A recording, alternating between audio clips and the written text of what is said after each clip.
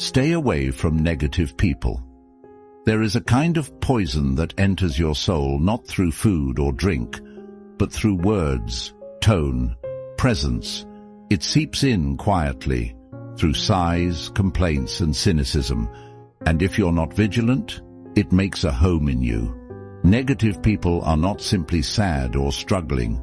We all carry pain, but there are those who choose to dwell in bitterness, who feed on misfortune, who tear down others not to climb higher, but because they are afraid of falling lower alone.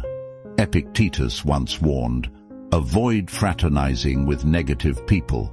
Their habits will rub off on you without your noticing, because the company you keep is not neutral, it shapes you. The one who mocks discipline will slowly make you doubt yours. The one who envies will stain your joy with guilt. The one who blames will train you to surrender your power." We must remember, your peace is your responsibility. It is not unkind to walk away. It is not cruel to protect your mental fortress. It is not selfish to want silence over slander. Seneca said, "Associate with people who are likely to improve you. Welcome those whom you yourself can improve." The process is mutual. People learn as they teach. This is how we rise, not by enduring venom in the name of loyalty, but by standing tall in the name of virtue. So we withdraw, not in anger, but in strength. We distance ourselves not to punish, but to preserve, because our minds were not built to be waste bins for others' fears. They test your discipline in the subtlest ways. A negative person will not attack you head-on. They will joke about your ambition. They will roll their eyes at your boundaries. They will call your calmness arrogance and your focus obsession. But here's the truth. Every moment you tolerate their chaos, you train yourself to betray your own peace. As Marcus Aurelius wrote, "The soul becomes dyed with the color of its thoughts." Now ask yourself, whose palette are you allowing to color yours? Stoic strength isn't shown by enduring toxicity in silence. It is shown by knowing when to walk away, with no anger, no drama, no announcement, just silence and self-respect. They distract you from what truly matters. Negative people don't just drain your energy, they pull your focus away from your duty. Epictetus warned us, "You become what you give your attention to."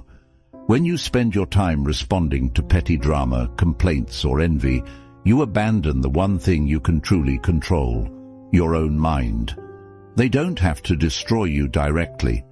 They only have to make you forget your purpose.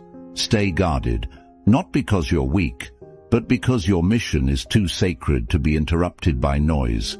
They infect your inner world with their chaos. Negative people don't just speak, they leak. Their bitterness seeps into your thoughts. Their insecurities begin to whisper as your own, and slowly, without warning, you start to think smaller, feel heavier, react faster. Seneca once said, "Associate with people who are likely to improve you, not because you're superior, but because your soul is too valuable to gamble with decay." We are shaped by the company we keep, and if that company is poisoned, then even the strongest mind will feel its sting. Let us choose silence over noise, solitude over toxic companionship. Because peace is not found in crowds, it's guarded by boundaries. They feed on your reaction, not your words. To a negative person, your anger is a gift, your defensiveness, their validation. They provoke, not to understand, but to control. And every time you respond with emotion, you feed a fire that was never yours to put out. Epictetus warned, "If someone succeeds in provoking you, realize that your mind is complicit in the provocation." We don't owe them a reaction, we owe ourselves peace. So when faced with their bitterness, do not explain, do not justify, do not engage. Let your stillness be the answer. Let your discipline humiliate their chaos. Because when you learn to control your response, they lose all power. and you regain your soul. Remember, the world will try to shake you. People will test your silence.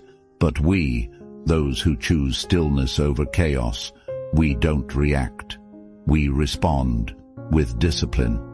If this spoke to your inner fire, subscribe, because we don't just watch, we transform.